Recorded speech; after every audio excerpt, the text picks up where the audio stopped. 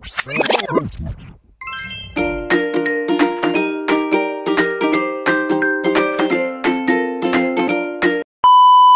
guys! Always remember, pag may tanong, may sagot. And the question for today is...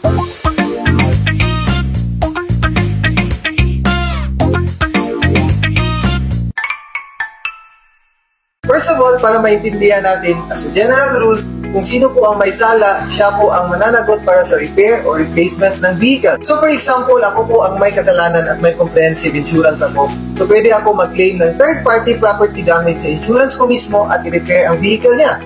For the same example, ako rin ang may kasalanan pero wala akong comprehensive insurance. Siyempre, ako ang mananagot dito dahil kasalanan ko. At dahil wala akong comprehensive insurance, sarili kong pera mismo ang gagamitin para sa repair or replacement ng vehicle niya. Also, for the same example, kasalanan ko, wala akong comprehensive insurance at wala akong pera pang bayad sa ngayon pero may comprehensive insurance naman ang nabangga ko.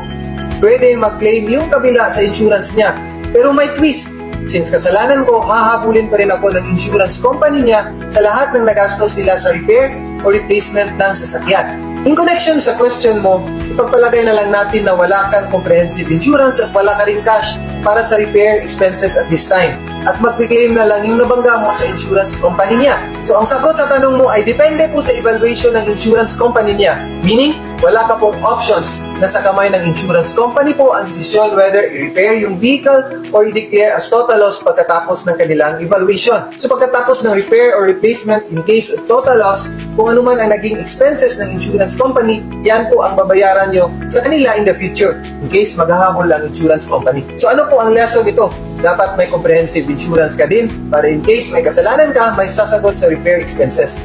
Sana nakatulong ang video namin today. Kung may tanong kayo about vehicle insurance, comment nyo lang at sasagutin namin yan. Don't forget to like this video, follow us for more Q&A at i-share na rin para ma-aware ang iba. All is well with Perla Insurance and always remember, happy birthday every day. See you sa next videos. Bye!